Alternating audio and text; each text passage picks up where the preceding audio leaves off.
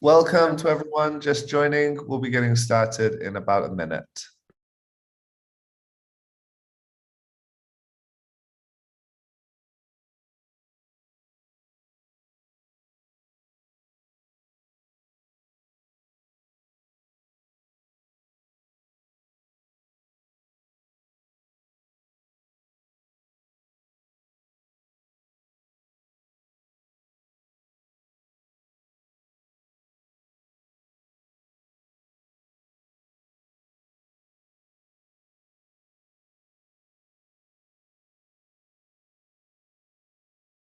Hi, everyone just joining us. We'll be getting started shortly.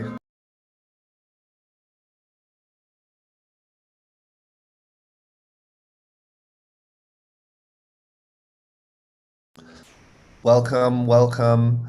In about 30 seconds, we'll be starting the webinar. In the meantime, please do feel free to go ahead and say hello in the chat. Tell us where you're joining from or a little bit about yourself.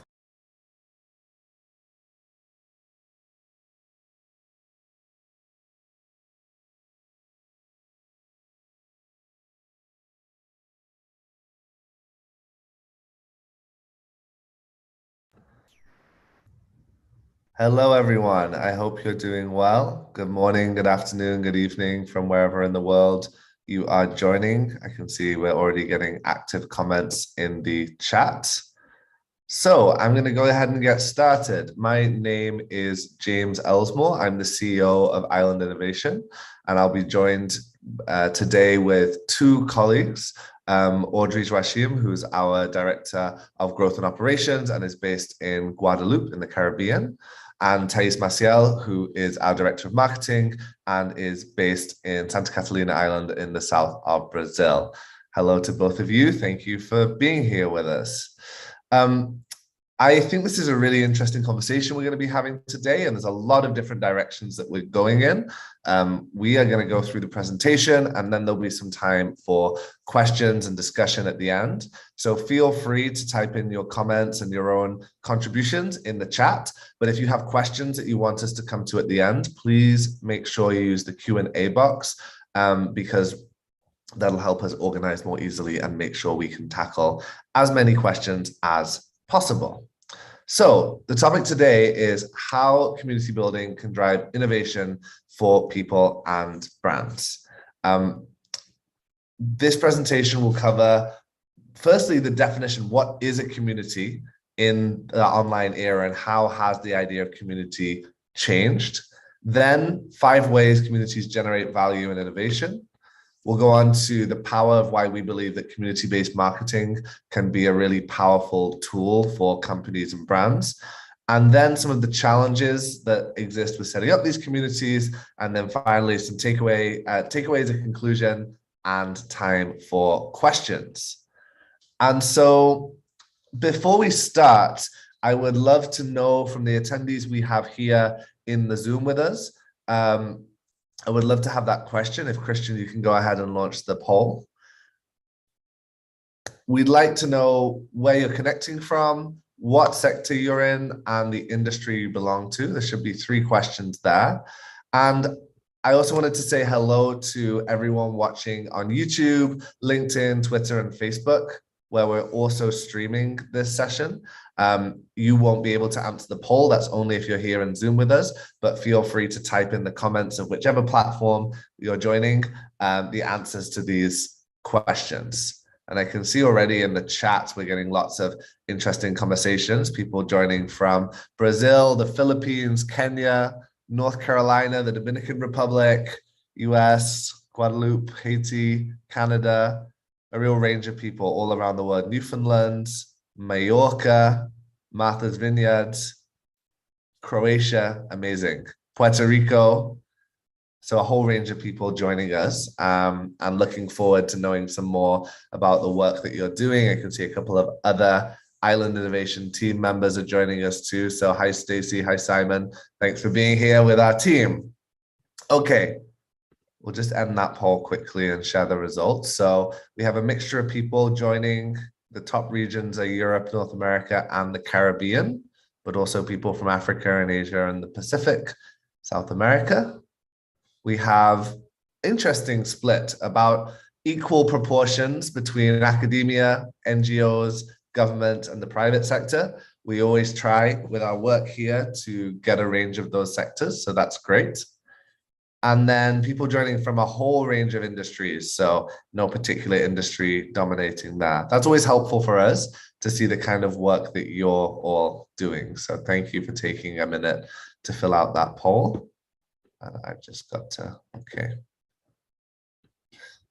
So what is a community and what has changed around the definition of community? I think this is a really interesting question. Many of you are from island communities, and you will have a specific idea of what community means in your context, in the geographical context. But I think what we want to talk about today is how that meaning has evolved and the other ways that community has built, especially with the internet and with the fact that we're all here today as part of the Island Innovation community. So when we talk about what community means, it can have multiple different definitions. The first, and I think most traditional, is the group of people living in the same place. And again, if you're in an island community, you're going to have a geographic boundary to that community that really shapes the way that you're connected. But it also could be the community of people living in a big city like New York, or community in any other form. But I think over time, this has changed as we've developed communities that imply common interests and common ownership. And that's also what we want to talk about today, how communities of interest have drive that. So a community is a group of people who share some kind of identity forming narrative, geographic, cultural, academic, it could be a range of different things, and who share a story of what's important to them and that it defines an aspect of who they are. Thais, is this where you come in? It can be, yeah. Hello, everyone. Thanks for being here. I'm very excited to talk about communities because this is something that really appeals to me. So as James introduced, we can have many types of community. The first one, and I think the first idea that comes to mind when we say community are communities of culture, right? So communities where people share traditions and rituals and things in common that are related to where they are from. But we can also relate to communities of interest. So if we think about the rock and roll community, for example, it's a very big one and spread all over the world. We can also think about the Harry Potter community. If you are around your 30s, probably when you were younger, you watched the movies or read the books, and you could find a lot of friends or colleagues that had the same interest on Harry Potter. And the same happens with sports. For example, if you like soccer or football or golf, you can find your community within that sport, right? So you can continue with the slides. Thanks. So to create a sense of community, we need three main elements, right? The first one is the purpose. So why does this community exist? What's the purpose of this group? And with the purpose comes shared values, okay? So what we agree is important for that community. What are the values that we share? What are the interests that we have in common? And what are the rules of engagement? So how we interact and how we collaborate with one another. What makes us part of this group of people, right? So this is what creates the sense of community. Yeah, next one. Okay, but in the era of online communities, as James introduced very well, a community can be anything from a small Facebook group that is hosted by an independent yoga teacher. For example, I have one of those. My yoga teacher has a Facebook group, and she shares a lot of exercises and practices with her students. and it's a very nice place for us to interact with people from other cities. And my brother is part of a forum for video games because he likes playing video games, and there is this place where the video game players they share ideas and strategies to advance the phases of this video game. So this is also a community. If you can pass the slide, please, James. I have some very interesting stats for you. So just for you to have an idea, there are more or less 10 million Facebook groups currently active, and 1.8 billion Facebook users. They engage with community groups every month. It's around 76% of the internet users that are participating in at least one community group in 2021. And I believe in 2022, it would be even more. And 66% of the people that are participating in communities on Facebook specifically, they are looking for similar interests, right? So they are trying to connect with other people who share the same interests that they have. If you want to take a look at more statistics about online communities, there is this study on peer boards in 2022. The link is there. After this session, we are going to share the slides and the recording, so you will have access to the full research, which is really interesting. Okay, thanks. So yeah, now we have another question, right? We want to know if you actively participate in an online community, and if you have ever built an online community yourself before. It can be a small group, it can be something related to your sports team or to your work. But if you had any experience with building a community before, please let us know. The question should appear for you. Yeah, or you can also answer in the chat. Let's see.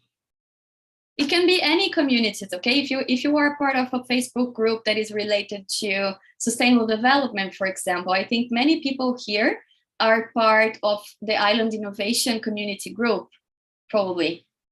I see a lot of people here who are part of the Island Innovation community, Yeah. but also I know many people in the Island Innovation community are part of their own local community, or you might be part, I mean, you can even see here, Simon has shared in the chat the LinkedIn and Facebook group, which make up one way to interact with Island Innovation community, and we'll give a bit more information about that shortly. But I'm sure most people participate in some kind of online community without even realizing it. I mean, we count you. If you read our newsletter, you are part of the Island Innovation community, for example. If you're here today, you're part of our community, and you may be more active in some, less active in some. Some may be through your university or a nonprofit. Some may be for companies that you relate with and whose brands you like. So I can see here that 94% of you say you actively participate in any online communities, and maybe the 6% just do but don't realize. And a lot of you have already built an online communities. Almost 2/3 of you have already been involved in building online communities, which I think is really interesting. Some examples coming in through the chat as well. Adrienne says part of the Birds Caribbean community to promote bird conservation. That kind of NGO effort is a great example of a virtual one. People saying they're in Facebook groups, people saying that like Cayman Connection, that's really interesting. A global diaspora community, people from the Cayman Islands still being part of that community, regardless of where in the world that they live. And I think that's a really important change in how you can still be in. Traditionally, an island community would be the people living there at any one point, but now you can be part of that community even if you've left 20 years ago and don't live there anymore. So very interesting. Awesome. So now we are going to talk about 5 ways that communities generate value and innovation. And I think you will be able to rely with many of those ways, if not with all. So the first one, and the most obvious one, I would say, is by creating meaningful connections between people with similar interests around the world, right? I think a great example of this is the Island Innovation Ambassador Program. We have more than 400 people from many different locations, from many different islands, many different backgrounds that are connected because they have a purpose in common, because they share values, because they share interests, right? And together, regardless of where they are, they can create innovative things. They share their thoughts. We see this happening because we have Slack groups, internal Slack groups for their communication, and we can see them interacting, we can see them sharing their thoughts, we can see they sharing their honest opinions, right? And generating content on their own. So, and it's also very interesting how inside groups can appear expert voices. There's always someone inside the group that likes to share more content or that has more to talk about on a specific topic. And the communities, they boost these expert voices, and it helps to create trust between members as well. So this is the first, and I think the most obvious way that communities generate value. But they also help you reach a broader audience, right? Through word of mouth growth. So as I gave you an example before, that I have this small community with my yoga teacher. And every time she posts a new content piece there that I find interesting, I share with my friends, right? This is a very common practice. So when you are in the Island Innovation group on Facebook, for example, and you see that Island Innovation is working with the High Ambition Coalition for Nature and People towards the goal of protecting 30% of Earth's resources by 2030, you connect with that and you say, oh, I remember someone who could be interested in this topic. So you share, right? And then that's how communities help you grow organically, through content sharing, through members inviting members. So they help you build and reach a broader audience. Another way is by providing feedback and insights. So every time we have a new initiative, we encourage our community members to share their feedback and insights on it. So I remember that recently we asked our ambassadors to tell us what were the most relevant SDGs in their regions, right? We didn't want to tell them that this SDG is more important for the region. We want to ask them. So the engagement that this two-way conversation creates is very interesting, because you can get the suggestions for your members and improve your products and your services. You can understand what are the most common needs that they have. You can understand what are the sources of confusion. You can get new ideas from the discussions that are being held on the communities, and take a lot of advantage of it to create new offerings, new initiatives, new projects that will resonate with that audience. And of course, the community creates original and organic content, right? So if we are encouraging people to discuss about the topics that interest them, they will bring references. They will give their opinions, and from these discussions, you can get the inspiration to create social media posts, to write articles, to understand what people are interested in. You can invite community members to interviews, for example, if they are experts in a subject that you are not. So the community helps you create content that is not only taught by your team, but it's taught by your audience, right? And last but not least, the communities are a cost-effective marketing strategy. We are going to talk more about community-based marketing in the following slides, but just to introduce this, a community is an effective marketing strategy because instead of spending a lot of time and putting a lot of effort every time you need to launch a new initiative, if you have a community, you can maintain a relationship with your audience throughout the year. So you don't need to create a lot of materials, a big campaign. If you have a consistent relationship with your audience, you have always engagement. So it's much easier, for example, to drive registrations for an event or to make people engage with a communication campaign because you already built a relationship of trust and a two-way communication that benefits you and benefits your audience as well. So yeah, let's talk about the power of community-based marketing, shall we? Okay, what is community-based marketing? Yeah, thanks. So community marketing is when you have the connection of a brand to a specific community. And then of course, you will need a platform where you can communicate, you can exchange values, and you can create mutual meaning. We will explain this further. So when you think about traditional digital marketing, there is a process where you create content that you think is relevant for your audiences, and you hope that they will consume it, right? So you plan ebooks, you plan articles, you plan social media posts that you think your audience will be interested in. When you do community-based marketing, instead of you creating this content alone and distributing it through your channels, you co-create content with your target audiences, and you can curate content that they create for the community, right? Of course, this is a way to create more meaningful conversations, right, between your brand, your audience, and your community members as well.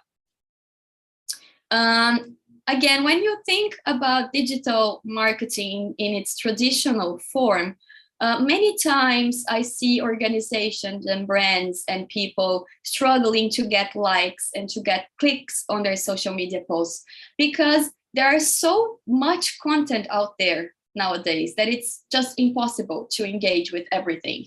And if it's not really relevant, it will be difficult to drive engagement. But when you do community-based marketing, you are inviting your public to connect, to exchange ideas, and to live real experiences with your brand. So instead of saying, look, this is what Island Innovation is doing, we want to say, look, this is what we're doing. What do you think about it? How does it resonate with you? How is it in your region? And then you can provide a more human and authentic experience with your brand, right? You can show that you are interested in what your audience has to say, not the opposite, right? And again, when you think in the traditional digital marketing format, many times we spend a lot of time and sometimes a lot of money creating lead magnets, paid media campaigns, social media posts, a lot of materials that you need to populate your channels, right? But when you do community-based marketing, it's the last time the slide will pop, James. You have a powerful asset to research your market needs, to learn about your competitors, and to get constructive feedback. So instead of you spending a lot of time planning and trying to understand your audience and creating materials for them, you can go there and understand what are the market needs. You can ask them, you can have these conversations and learn about competitors. And then you don't need to be wondering all the time how to make your offerings more attractive and how to drive growth, right? it's much easier. You have this source of information that I think is much more efficient than what's in your mind and what's in the marketing books. Okay, I think this is the last one. And now, James, I would like to invite you to talk a little bit about our community, the Island Innovation community that we built in the last few years. Thank you, Thais, so much for that overview. And hopefully for anyone who is running a nonprofit academic program, a company that's looking for clients and looking for ways to engage with their clients, you're picking up some interesting ideas about how this concept of community-based marketing can be applied for your company or your organization. In the case of Island Innovation, obviously many of you are already familiar, but we essentially have two parts of our organization. The first part is our community, which is a forward-facing, open community that anybody can join if they share an interest. And obviously the core of that is for people living or involved in island communities and looking at sustainability. But many people also just have an interest in learning about those communities too, and so join into the Island Innovation Network.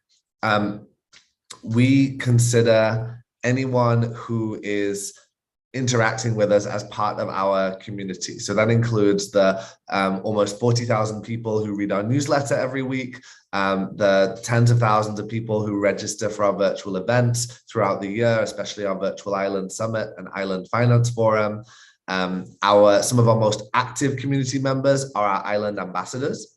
Every year we have, and many of you are here, Island Ambassadors, a one-year program that people can join to represent their island in the community. But also we have the partner institutions, the government, our clients, all of those become part of our community as well. The other side of Island Innovation is the services that we offer, and that really helps us improve the community in order to provide this network. It costs a lot of money and it takes a lot of time, and so we offer the services that we do, which include marketing, digital marketing, and community-based marketing, as part of the way to finance the wider community and keep all of these events and programs that we do free to access. So the Island Innovation community has evolved over time. We're continually experimenting how we can allow people to participate in our network and get something from it, but also contribute to the development of this community and contribute to make sure that everyone who participates feels like, yes, they're putting something in, but also they're getting something out of it. And I think that's the key element, that of course you can't be in this community and just extractive, but if you put something in, you're going to get so much more out as well. And so our community members also, a large part of our community is around virtual events. And so we're fortunate enough to have some very high profile individuals, the leaders of Island. We have here the President of the Republic of the Marshall Islands, the Prime Minister of St. Martin, who have been speakers at our events and involved to represent the governments of their island nations in our events. We've also had a partnership with the Clinton Foundation to launch the Island Awards, which will recognize island leaders from around the world, and will be announced next month, who have done important work on their island communities.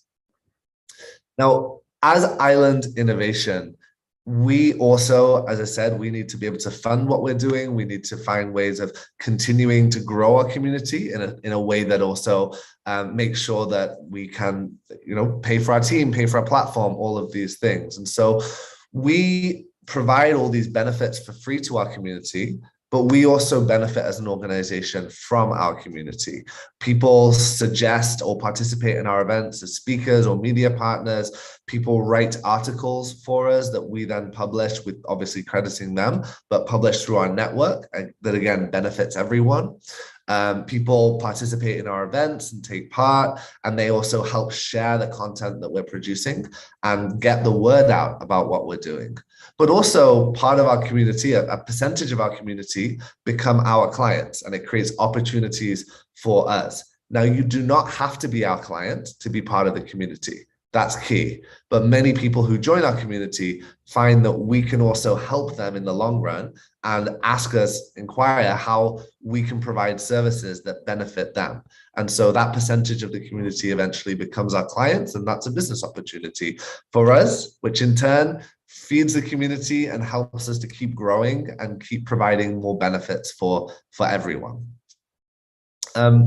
Within our community, we also have sub-communities. So Thais mentioned the Sustainable Development Goals, and our community at Island Innovation is very, very broad. We have people from Hawaii to Greenland to Fiji to the Galapagos Islands, from the Arctic to the tropics. It's a whole range of people who are joining, but also a whole range of interests as well. And so people might be from geographically dispersed areas, but also they have different thematic interests. Now, we believe that all of these interrelate. You can't talk about energy without talking about tourism, without talking about consumption, economic inequality. All of these things are related. But we also have, through using the SDG framework, we also see that some of these become more important within our community than others. And we try and help people within the community connect to other organizations and other people working on these same areas. So you'll see here a list of our different clients or partners that have specific interests among the SDGs. And have benefited from those sub-communities, whether it be the Edge Foundation's work on education or the Waite Institute's work on ocean conservation and blue economy. Okay, I think Thais, it's back to you. So what are the challenges for building this kind of community? Awesome. Thank you so much for this explanation, James. I saw that people are interacting a lot in the chat. So while I talk, if you have some time to answer the questions there, I think it would be cool. We are going to talk about the main challenges in community building, because so far everything seems great, but how can we make it happen? Right? So the first challenge is to build the initial structure to take your community off the ground, right? You have a brilliant idea, you know how you want to interact with many different community members, but okay, what's the structure? What is the process? What is the enrollment process? What is the inspire information about your purpose, right? You need to create those basic structures first. Then you can start inviting people to join you. So I brought an example of what would be a very simple, very basic structure for a community to work. It's in the next slide. So if you can go, yeah, this is it. So the first thing you need to think about is the registration process, right? If you want to create a community, you need to have some information about the people that are engaging with this community. So when you create a registration process, you can collect the information that you need in order to direct this person to a group or another, or to encourage this person to participate in a discussion or an event, for example. So you can create segmentations inside your community. And for that, you need to collect some information. For example, the name, the country, the industry that this person works on. You just had an example in the beginning of this presentation when we asked some questions for you related to their industry, the country that you were connecting from. It's also good to provide some onboarding materials, okay? So if a new person signs up for the Island Innovation newsletter, for example, this person will receive a welcome email that contains information about who we are, what we do, and what resources you can find in our website, in our Facebook, LinkedIn groups, for example. So the onboarding or welcoming materials are also a very important part on building a community. And then you need a platform, right? You need a platform where the conversations can be held. If you have a budget, you can hire any specific platform to build your community, and then you can have features. You can have even a mobile app, for example. There is a lot of possibilities that you can build with specific community platforms. But if you don't have a very big budget, you can still use Facebook or LinkedIn groups for free, and they work really well. So you can have a private group, for example, on Facebook, and you can invite the people that registered for your community to participate in that group.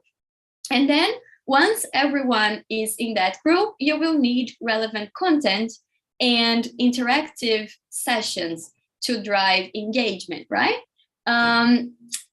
And then with content and interactive sessions, you can drive engagement and growth. But there is this circle in the middle that is the starting point. So if you don't have an audience yet, how can you start growing your community? It's very useful if you have someone who can help you create this initial audience. So many times we have other organizations that reach out to us and say, oh, we have this very nice initiative, but we don't have an audience. We don't have a public to communicate this initiative to. Can you help us? I know that you have a very big network. So would it be possible for us to use your channels to communicate with your audience, because we think they might be interested in this initiative? So it's very helpful when you have someone that can help you to create this initial audience and start your community. And I think I can say that Island Innovation can do it for many organizations that are related to sustainable development, right, James? Yeah. Okay, the second challenge in community building is consistently engaging members. So you can have a very nice group of people in a Facebook group or in a Slack channel, for example, but how can you make them actively participate in the conversations and the activities that you are proposing? Sometimes it's very difficult to manage audience engagement, and it can be even more difficult if you don't have a strategy for that. So what we can do in the next slide, please, is to create great content and opportunities for interaction, right? So the first thing I would say you need to have is a well-thought content calendar. So you need to plan the content that you are going to create in advance so that you know what kind of discussions you are going to encourage within the community, and how to prepare materials or references or articles that you can share about that specific topic. It's not going to work if you try to invent a new topic every week, because you are not going to have a consistent communication system. Another thing that is very nice is it's exactly what we are having right now. So webinars and interactive sessions. I can see a lot of people from many different places interacting here today because they are interested in building communities and in boosting their audience reach. So these interactive sessions are really helpful to create engagement. You can also do Q&As, polls, surveys, and interviews with your community members so that you encourage participation and you encourage feedback, right? You can create content in collaborative formats. For example, I already mentioned that in our last ambassadors meeting, we asked the ambassadors what were the most relevant SDGs in their region.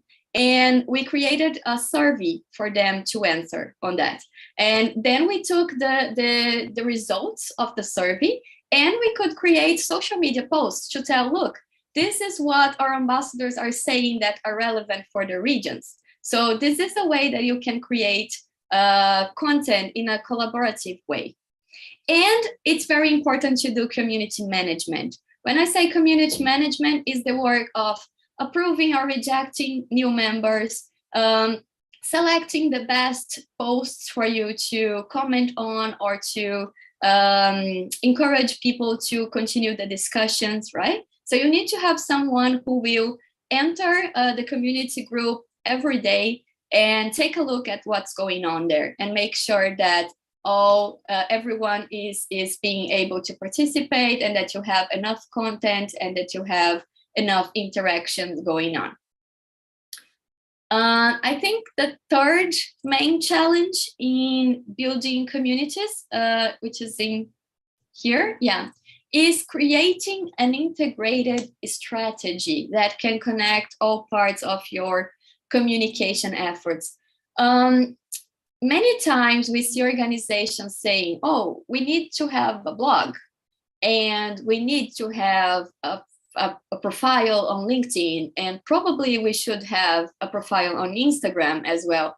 And my question for those organizations is, why? Why do you want to have those channels? What is the purpose of each channel?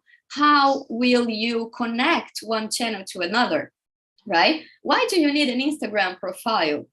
Just because everyone has one? Not necessarily, you know. So there is a challenge of creating an integrated strategy that makes sense for what you want to share and the message that you are trying to share, right? When you think about creating an integrated strategy, you need to think of communication. You can go to the next slide, please, James. You need to think of communication as a two-way process, right? So if you want to communicate, when you communicate with someone, right? So you need to think about how the person in the other side will consume the content that you are creating. The first thing I always recommend to anyone who asks me on how to start a marketing strategy is to select strategic keywords and topics.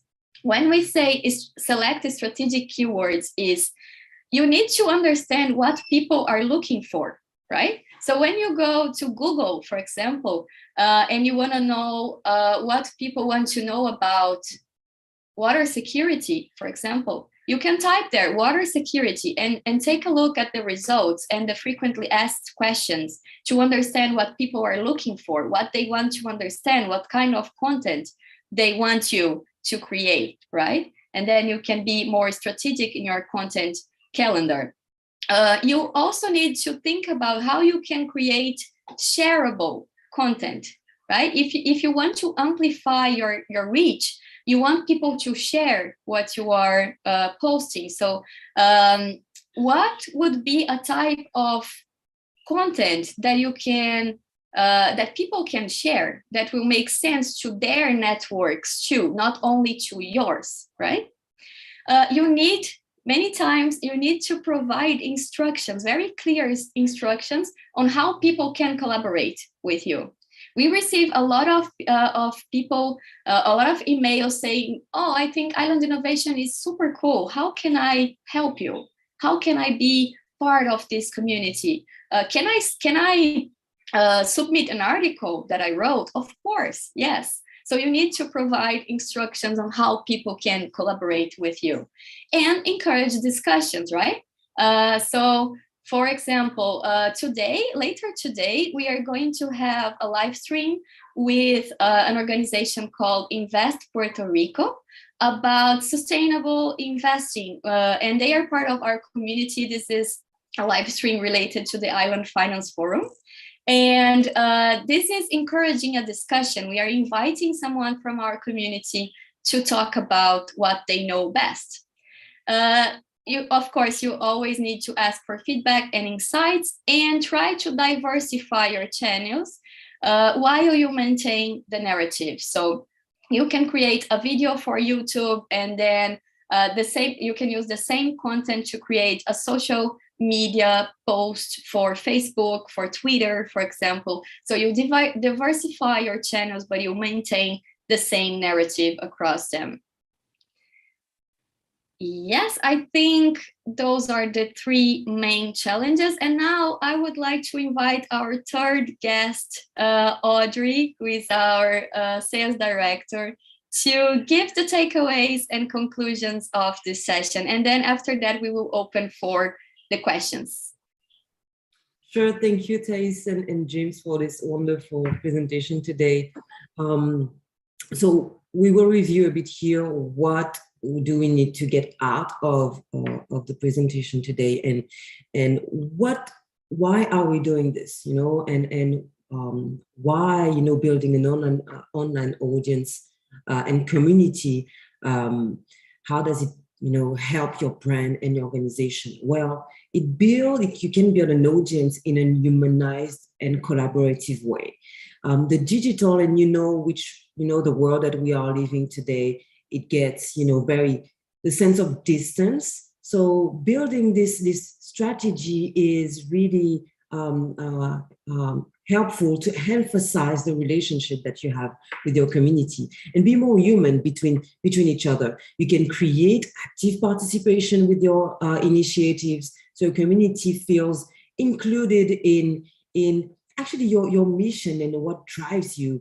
You can leverage the power to peer-to-peer and peer-to experts connections, and that helps you to allow and to build some relevance about what you're saying, because it's actually being heard, and people can give their what they thought about your service, your what you do, your services, and they feel included.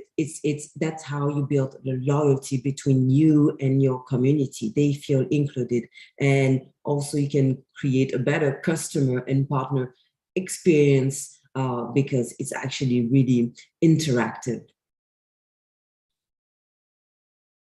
Can we go to the next slide, please, James? Thank you.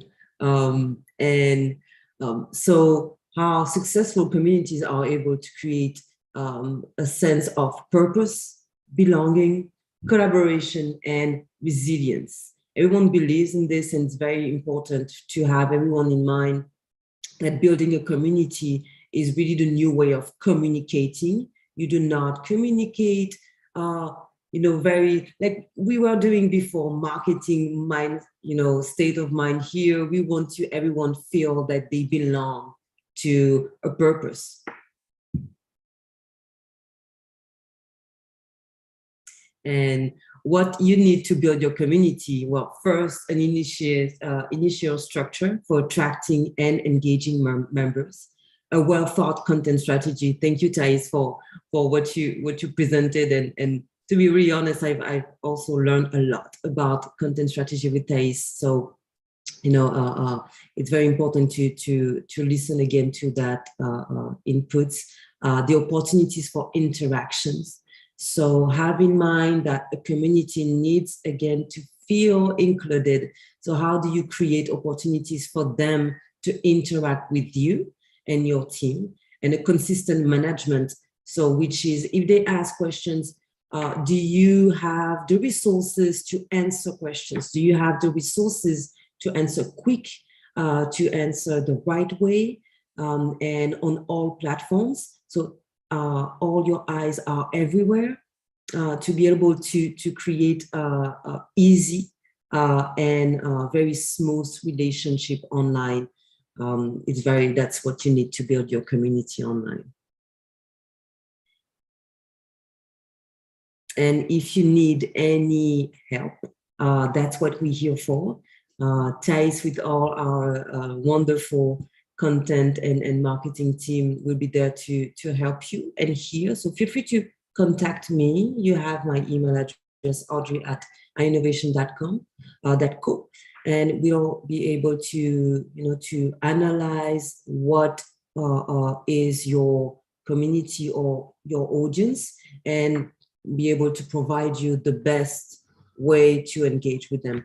And I guess what would be interesting now is to hear your questions, and we'll be very happy to answer them. So James, Thais, up to you. Thank you so much, Audrey. That was great. And thank you, Thais, also for that. I can see some questions coming in already, which is great. So please, if you do have questions, put them in the Q&A box. We'll try and get to as many as we can. And I thought a nice one to start off was from Viola. I saw also this question asked in the chat, and people asking about Island Innovation's business model, basically. And I'm happy to be fully transparent about how we work here. and how that benefits the community, the interplay between our community and our business model. So we want to keep our community free to access. Not all communities are free to access. Of course, you could have a community where there was a charge to be there, but we benefit from the whole range of people who can participate here. And so that's why for us, it makes sense to keep it free. But obviously, there's a lot of costs associated in having that. And so digital marketing, virtual events, consulting are client services that we offer to people. Many of our clients come from our community. Not all. Sometimes we get approached from people who don't know about the community side. They just need help with something. And the community helps us understand how to better offer things to our clients. And when relevant, we work with companies, for example, a sponsor of one of our events. We would only have a sponsor that resonates with our community, and that our community would benefit from learning from. So there was obviously some trade-offs there, but by making sure that we're able to finance the community, it helps feed in and allow us to offer better content, essentially. Great, I can see some more questions coming in. Please do add those. Maybe one for Thais from Simon. Simon said, how do we maintain interest within a community for the long duration? That's a great question. And it's related to one of the main challenges, right, that we went through. So how to keep community members engaged. I think many of the things that we discussed today are related to that. So you cannot let your community become boring, or you cannot let your community become silent, right? You need to have a very well thought content plan, a content calendar that resonates with the interests of your audience. So if you do the initial work well done, you will understand what are the shared values and what are the interests that are putting those people together in that group. And if you understand those two things, you will be able to plan what kind of content that you can create that will be interesting for your community members. But not only content is enough. So you need to create, again, opportunities to interact with your community members.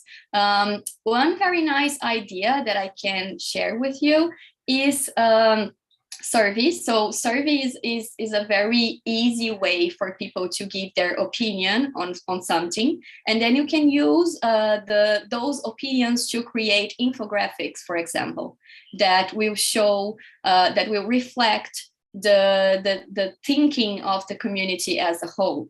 And it's a shareable content, right? Because when you participate in the creation of a content, you are probably willing to share it with your network, right? So I think that those are the basic things: a very good content strategy and opportunities for interaction and collaboration. That's how you keep members engaged. Absolutely, and keep innovating, keep providing new things. A question here for Audrey. Someone was asking how specifically Island Innovation can help other communities that are being established by companies or other organizations looking to establish a community. I guess there is two ways we can help. We already, if you have a community and you would like to gather more members, we have created also tools for you to communicate. So we have a LinkedIn group, Facebook groups that you can integrate and post and share on our groups. But we can also help you design the strategy. We can help you manage your social networks. We can help you understand how your community works, actually, what is the best way to communicate to them, what are the different options. So this is being a part of your team. You almost hire an innovation as a part of your team to build this community like we did with an innovation. And it can be, yes, on different levels. So if you need content, but first, I guess you need to come to us and we'll probably help you know actually what has to be done, because there is different way. There's the content, there's the community management. So, you know, that's how you just come to us maybe and contact me. I'll give you all the details. But the idea is really to be a part of your team. That's how we can help you. Thank you so much, Audrey. Some more good questions coming in. One that I'll take from Hannah saying, how do you facilitate growth and inclusiveness for new members, especially if some community members are acting as gatekeepers? Hannah, that would obviously depend to some extent on the format of your community. In our case, we keep everything open so anyone can join. That presents its own challenges. Being open and inclusive also can present challenges because perhaps people that are not always aligned with the values of the community or have other goals may join in and kind of hijack the agenda to some extent. So I think there has to be a balance there. Some form of gatekeeping may actually be necessary, but obviously if you want it to be open and inclusive, then thinking about how you welcome, how do you onboard people, even a small thing. So Facebook groups have a function where every week you can set a post and tag the new members who've joined your Facebook group and ask them to introduce themselves. And we do that on a weekly basis. And it's amazing to see people just a couple of sentences introducing themselves and saying about where they're coming from, what they're doing, and what they hope to get from the community. Something simple like that.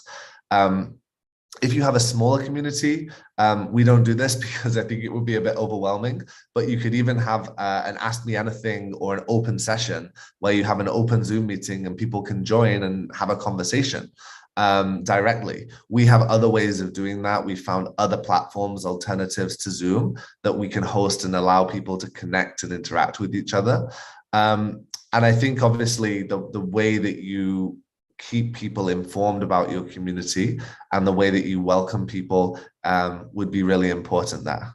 I don't know, Thais or Audrey, if you have anything else to add on that one. I think there's something no one asked that would be interesting. That is how you can take advantage of a community as being a community member, not a community not the brand, right? So as a community member, because we have a lot of people here that are part of the Island Innovation community. And the question is how to take advantage of this group of people as a community member. So I think, as you said, James, you can always find ways to have conversations with other people, right? So for example, if you access the Island Innovation group on Facebook on a weekly basis, you can get to know the new members that are entering the community, and you can identify if there is someone there working with something that is related to what you are working with. And then you can use this opportunity to send them a message and say, hey, I am also part of this community. Do you want to have a conversation about this topic? Are you interested in creating a project together, maybe? So there are a lot of connections that you can make within the communities group that are really relevant and helpful for anything that you are ever planning to do. So take advantage of that too. Great, thank you. And actually that comes similar to a comment that was made by Camilla asking, as a community member, the value of sharing and learning about content. And I think this is really important for a slight tangent, but when we talk about content, the problem these days is not lack of content. We are all overwhelmed. I can never read all the news articles or books or whatever, watch all the videos that are out there in a day. There's just not enough time. And so part of the job of the community is not just creating content, but curating content, making the most relevant content to that niche freely and easily available, because there's unlimited content. But how do you make sure you're not spending hours and hours rolling through Google looking for the most relevant things? And actually having a small niche becomes really important there, because then you can know exactly. So we're talking about Island Innovation. about sustainable development and innovation on islands. That is our niche, and we try and stick to that as much as possible. There's lots of great stories out there about climate change, about tech startups that could in some way be relevant to our community. But if they're not on islands, then there are other communities that serve that purpose. So as much as possible, we try and keep within our niche to make sure that we are curating the most relevant content. Yes, Pamela said in the chat, information overload is overwhelming. Absolutely agree. Okay, great. We'll be wrapping up in a second. So I can see some questions. We can't answer all of these, but I want to make sure that if Audrey or Thais, if there's any particular ones that you want to answer, feel free. Someone had said about social media. I think we covered this a little bit, but asking about how different social media platforms create the community. A community could exist on just one platform or could exist on a whole range of different platforms. It could be a custom built, really fancy platform that you have to sign up for, or it could be a Facebook group. There's no right answer to any of these, and the profile of your community members will also dictate whether a WhatsApp group or a custom built $100,000 website is what you need. Who will benefit and how will they interact with it? And that will help shape your community. Is it more events based? Is it more content based? There's so many different aspects there. I guess the final thing that I'll cover is people are asking about, in our case, we're a very global community. And so how we balance that out, it's not easy. We don't always get it right, trying to balance what is happening on the local level and the concerns of people on an individual island with the concerns of our broader international community. In our case, we're one of the most international communities that you can get, but a virtual community could still be focused on a geographic location, or it could be focused on a whole continent, on a country, on a small town. Could be any of those. So just because it's virtual doesn't necessarily mean that it's global, but it could be. And again, thinking about what connects people. So in our case, people might be living in very, very different places, but they have a common shared interest. And we find that someone who is living in Fiji will have a very different outlook than someone living in Greenland, but there are certain commonalities, and that's where we come in to look at the commonalities and share how those disparate places could benefit and learn from each other. I think with that, we'll wrap up. I can see that Audrey has put her contact information in the chat. Audrey, I'll just send that to everyone. I think it just went to the host and panelists. We will send out a recording of this session to everyone who is registered. Feel free to share that, use the slides, whatever is useful. We really are happy for you to share that with other people and help our community to keep growing. And if there's anything that you need from us in terms of assistance, please do get in touch. We'll be happy to discuss with you how Island Innovation Services can help your business or your organization's community grow too. Thank you so much, Thais and Audrey, and thanks everyone else who's attended. It was super interesting conversation. It's great to see everyone in the chat sharing information. Wonderful. Please stay in the Island Innovation community and we'll see you at the next event. Bye-bye.